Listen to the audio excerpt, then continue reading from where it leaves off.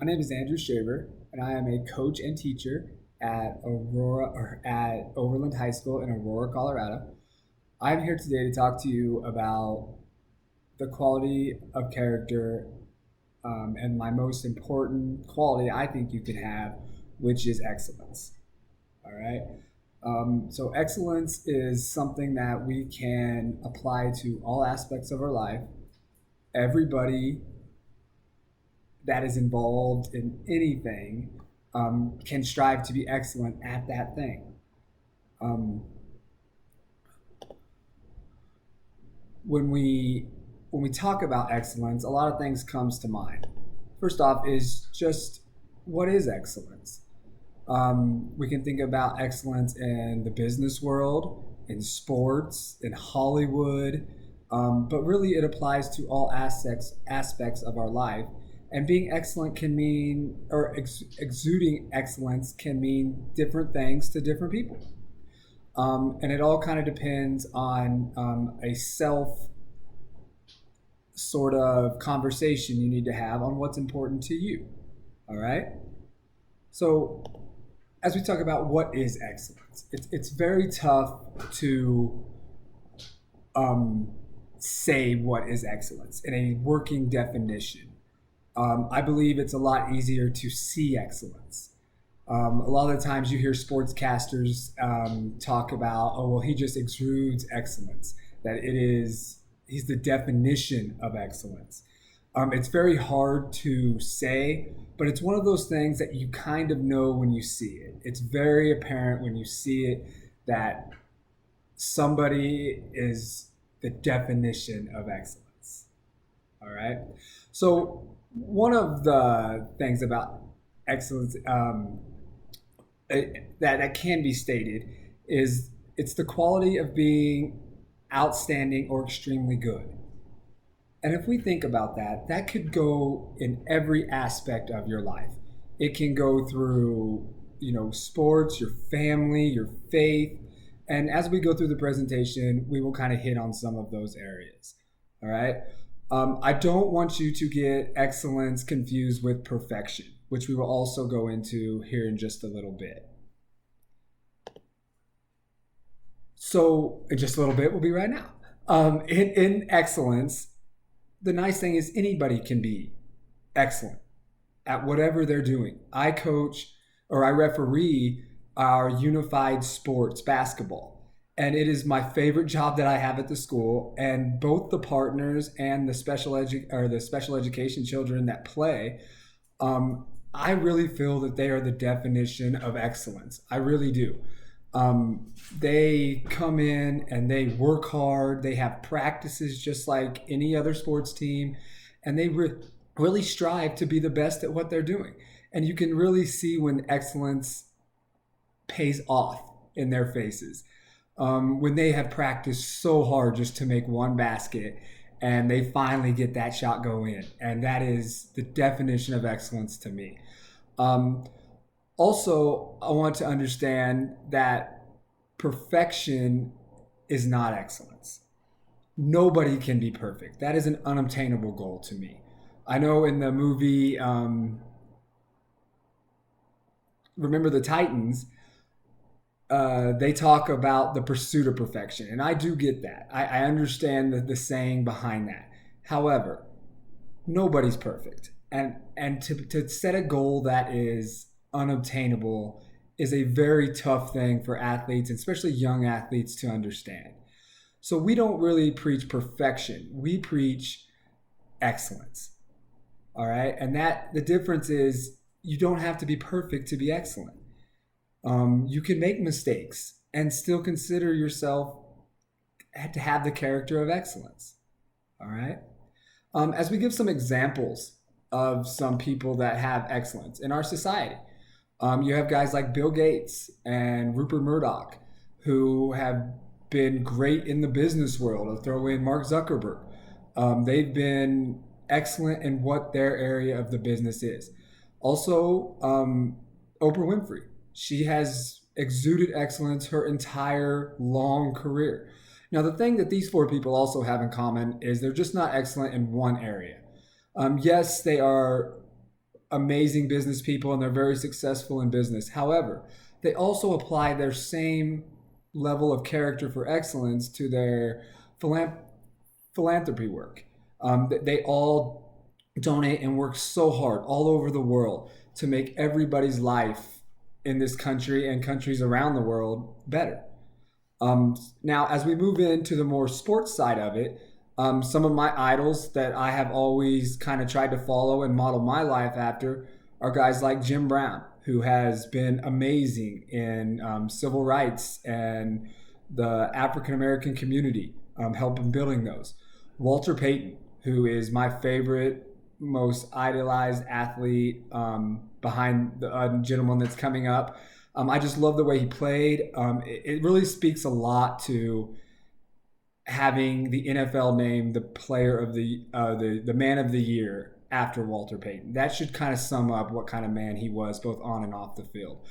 Serena Williams, she is just defied all odds as she's moved on, coming from where she came from and being in the sport that she's in.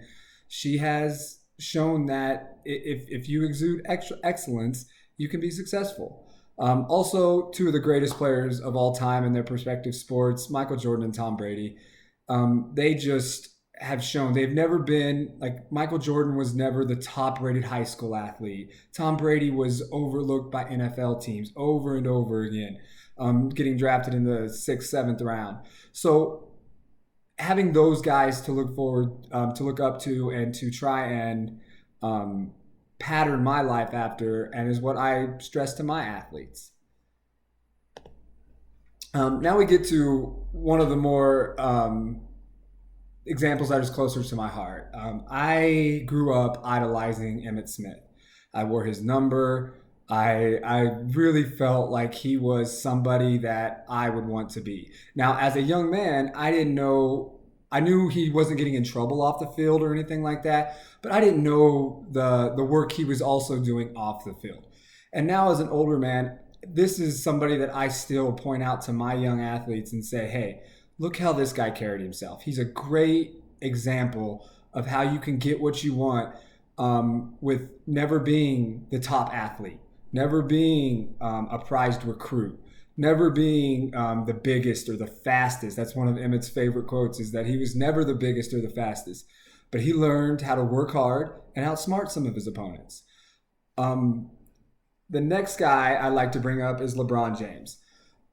He has had the highest expectations of any teenage athlete that has come to success that I think we've ever had. He was on the cover of Sports Illustrated as a 16, 17-year-old kid in high school, just saying that he was the heir apparent, that he was going to be the next Michael Jordan. And we hear that all the time. And it's a very rare case to see somebody not just meet expectations, but blow right past them. I don't know if we've ever seen an athlete do that. And I feel like that is totally his drive to be excellent. He is a family man. He knows what to do on and off the court. And I would love for our athletes to model their life after what he has done. As we move forward here, I want to talk about excellence in the coaching profession. My number one thing for excellence as a coach is the preparation, especially in football, where there's a lot of film and there's a lot of stuff that goes in with the new technology that is just prep work that I believe all student athletes deserve. And not all coaches are committed to some of that stuff. That preparation also goes into practice planning. You need to be excellent in every aspect of your coaching life. Practice planning, I think a lot of football coaches overlook, and it's one of those things that is definitely an underused skill that is very tough to develop. Also, game knowledge. As you come across different coaches in your coaching career, you'll find that some coaches tend to maybe not know the rules quite as well. And to me, that is a huge disservice to your student athletes. So it's very embarrassing to have an athlete ask you a question and you not know the answer to it. So it is very important to me to make sure that you know your game knowledge. And then also, finally, is to lead your life by example. If you pursue excellence in your life, I think your players will see that, and they will gravitate towards doing the same thing. And they see you being successful and what's worked for you in life, that can be passed down to them. Now, not just on the court. Excellence can be, like we talked about earlier, all across your life. In the classroom, we stress a lot. You have to be excellent in the classroom. In your community, helping with community service, holding doors for older people in your community. Understanding that family is a very, very important part in successful people. I mean, that is a very common thread. And then also faith. Whatever your faith is, have faith in something. All of these you can be excellent in all aspects of your life. As we move forward, I have some quotes that really kind of hit home with me. And one was from Bruce Brown. It said, one major responsibility as a coach should be to teach athletes to think and act correctly. This is a very huge idea to me. It is one of those things that I think can be very overlooked in coaching, is that we are shaping young men. And that's something that our head coach really preaches. We are not just here to win football games, but we are shaping these young men, and we want them to act appropriately. And I think if they will accept excellence as their driving force, that is something that can be very clearly done. And also, a working definition that I kind of found for excellence in another quote was from Aristotle. And he says that excellence is never an accident. It is always a result of high intention, sincere effort, and intelligent execution. To me, that kind of sums it kind of up. You have to think. You have to be distinct with what you want to be excellent in. You can't just say, oh, I want to be excellent. You have to formulate a plan, and you have to put some thought into it. So I thought that was an amazing kind of a sum up of how you can put in action the idea of excellence. Another great quote that I found was from Pat Riley, and that is, excellence is the gradual result of striving to do better. And this is something that we preach with our kids. We kind of call it the 1% rule. And that's it. If you just get 1% better each day in practice, or each day in the classroom, or each day in your faith or with your family, over a period of several days and months, that starts to add up, and you can make significant improvements and gains in your life.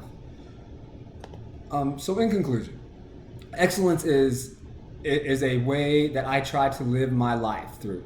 It is kind of the driving force behind everything that I try to do. Remember, everybody has a chance to be excellent. I don't care what disadvantages you come from, you can make the decision to be excellent.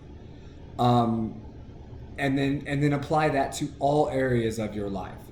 But again, I want to leave you with, excellent is not the strive, it is not perfection. I think you could say it's the strive for perfection, but even that, I don't necessarily agree with the idea of perfection. I think through hard work and a thoughtful plan on how to get what you want in life, that is where excellence comes through. Well, this is my presentation on excellence. Thank you so much for your time. Have a great day.